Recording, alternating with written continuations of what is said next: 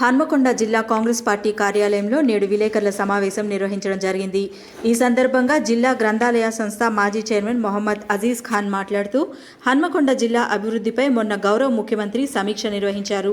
గత ప్రభుత్వంలో ముఖ్యమంత్రి సమీక్షలు హైదరాబాద్ పరిమితం చేసేవారు, లేకుంటే తన ఫామ్ హౌస్కి పరిమితం చేసేవారు.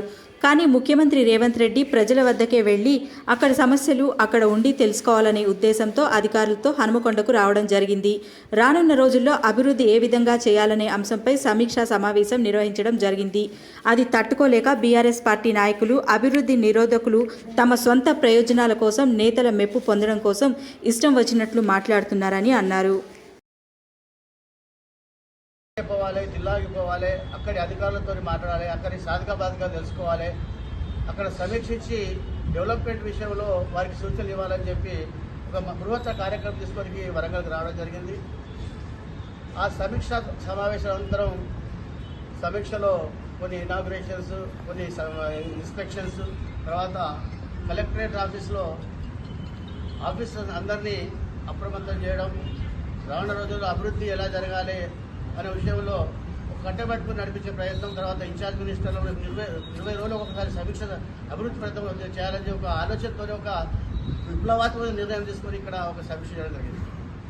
అది తట్టుకోలేని అభివృద్ధి నిరోధకులు గత పాలకులు ఎప్పుడు అభివృద్ధి కాంక్షించకుండా ఎప్పుడు స్వప్రయోజనాలకు ఆలోచన మీకు చెప్తున్నా, ఏ ఒక్క రోజు కూడా తప్పులను మేము ఎంకరేజ్ చేయలేదు. నాతో పాటు బక్కర్ భాయ్ కూడా కూర్చున్నాడు, ఇక్కడ విద్యాసాగర్ అన్న కూర్చున్నాడు, చాలా మంది సీనియర్ మా రవీందర్ అన్న కూడా కూర్చున్నాడు, చాలా మంది కార్పొరేటర్లు ఉన్నారు. ఏ ఒక్క రోజు కూడా అన్నా ఇది కాదు, ఇది వద్దు, సిటీ బాగా వెనుకబడిపోతుంది అన్నా అని నేను చెప్పడం జరిగింది. అంతెందుకు సాయి అన్న, ఇప్పుడు మనం కట్టిన ప్రతి రూపాయి ట్యాక్స్ కూడా హైదరాబాద్ పోతుంది. ఆ రోజు కూడా మీరు నన్ను సాయంత్రం 6 గంటల చౌరస్తాకు పిలిపించి మీరే అడిగిళ్ళు, ఏం మాట్లాడుతున్నారు మీరు కార్పొరేటర్లు అంటే, అన్నా ఈ రోజు ఇది మాట్లాడినామన్నా, కానీ మేము కార్పొరేటర్లదే ఎమ్మెల్యే గారిదే మాట ఇంటుండు సీఎం గారు అని తమరు కూడా నన్ను చౌరస్తాలో పిలిచి మాట్లాడి అడిగిండు. ఇప్పుడు మన కూడా ల్యాండ్స్, మన సిటీ పైసలు, మన సిటీలో అభివృద్ధి చేసుకోవాల్సిన పైసలు పక్క డిస్టిక్లకు పోతుంటే కూడా మౌనం అని ఇచ్చింది మనం కాదు. సాయన్న మీరే నన్ను 10 సార్లు అడిగిళ్ళు. ఇక్కడ పెద్దలు మా హరీష్ ఉన్నాడు, అలాగే మా రమేష్ ఉన్నాడు, వాళ్ళందరూ నన్ను పిలిపించి అడిగినప్పుడు మీరిచ్చిన రిప్రజెంటేషన్లతోటి నేను మున్సిపాలిటీలో ఆడినా, అది మా మినిట్స్లో కూడా అండి, మా చరిత్రలో కూడా అండి. దయచేసి ఇంకా మాట్లాడేటివి కూడా చాలా ఉన్నాయి. మేము 3.5 సంవత్సరాల తర్వాత పబ్లిక్లకు, మీడియాకు వచ్చినాము.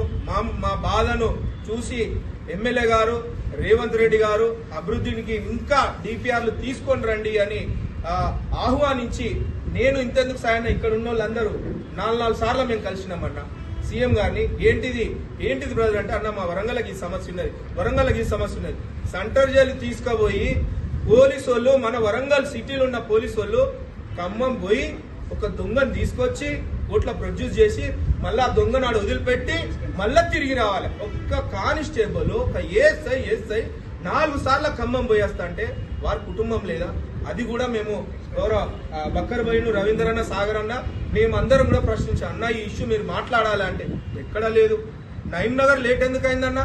మొన్న గత వచ్చిన వర్షాలకు సరే 4 సంవత్సరాలు అంటే అప్పుడు ప్రభుత్వం లేదు, 9.5 సంవత్సరాలు 9 సంవత్సరాలు సార్ తమరే చీఫ్ విప్, ఎమ్మెల్యే. వర్షాలు ఇప్పటికిప్పుడు పడ్డా కూడా నిన్నటి మొన్నటి పడ్డాయి. ఎంత వరదలు వచ్చినాయి.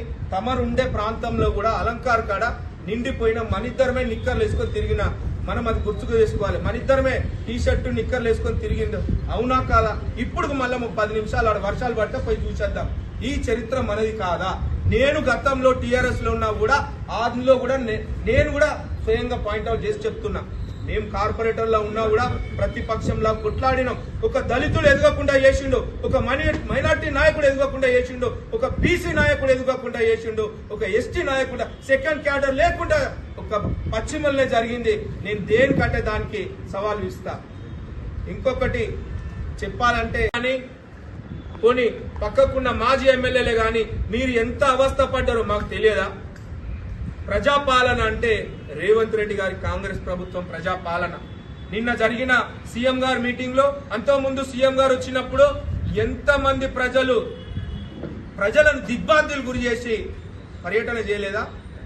ప్రజల్లో కార్యక్రమంలో భాగంగా సీఎం గారు రూట్ ఉంటే తొలిసారి మన వరంగల్కి వస్తుండు, తొలిసారి నగర్కి వస్తుండు, తొలిసారి మరి మన అండర్ డ్రైనేజ్ సిస్టమ్ 6,000 కోట్లతోటి ప్రణాళిక చేస్తుంటే హర్షం వ్యక్తం చేసి ఆనందం వ్యక్తం చేసి ఒక పౌరునిగా వరంగల్ నగరపడ మేము చేయలేని కార్యక్రమము మరి కొత్తగా గెలిచిన ఎమ్మెల్యే గారు చేస్తున్నారని మీరు వారి కృతజ్ఞత చెప్పుకుంటూ చెప్పాల్సింది పోయి కాంగ్రెస్ పార్టీలో ప్రతి ఒక్కరూ పార్టీలోకి వస్తున్నారని వాళ్ళ రంగంతా బయటపడ్డదని ఓర్వలేక చిలక పలుకులు పలుకుతున్నారు. మరి ఇదే సమస్యను పక్కనే ఉన్న డబుల్ బెడ్రూమ్ ఇష్యూ 9 సంవత్సరాలు అధికారం లేదు మేము అని 9 సంవత్సరాలు ఉంటే ఒక్క డబుల్ బెడ్రూమ్ వర్షాలు వస్తే చౌరస్తా చరిత్రాత్మకమైన హైన్మకొండ చౌరస్తాలో అర్ధ గంట వర్షం పడితే రాకపోకలు బంద్ అవుతాయి.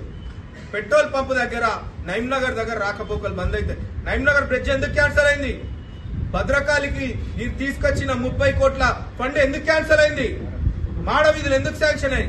కమిషనర్ దగ్గర కమిషన్ కోసం కకృతి పడి కాంట్రాక్టర్లను బెదిరిస్తే వర్క్ లేట్ అయి అది క్యాన్సిల్ అయ్యడం జరిగింది. దయచేసి ఇది దీనిపైన నేను మళ్ళీ రిపీట్ చేస్తున్నా, కాంట్రాక్టర్ల దగ్గర కమిషన్ల కోసం కకృతి పడి సిటీను అభివృద్ధిని నోచకుండా చేసింది మీ ఘనత కాదా? మళ్ళీ గౌరవ ఎమ్మెల్యే గారు సీఎం గారి దగ్గరికి వెళ్లి కులాలకు మతాలకు అత్యుతంగా వరంగల్ జిల్లా ఉన్నది, మరి చరిత్రాత్మకమైన భద్రకాళి గుడిని డెవలప్ చేయాలంటే ఇమ్మీడియట్ శాంక్షన్ ఇచ్చి ఎస్టిమేషన్స్ మళ్ళీ చేయడం జరిగింది. అది మీ అందరికి కూడా తెలుసు.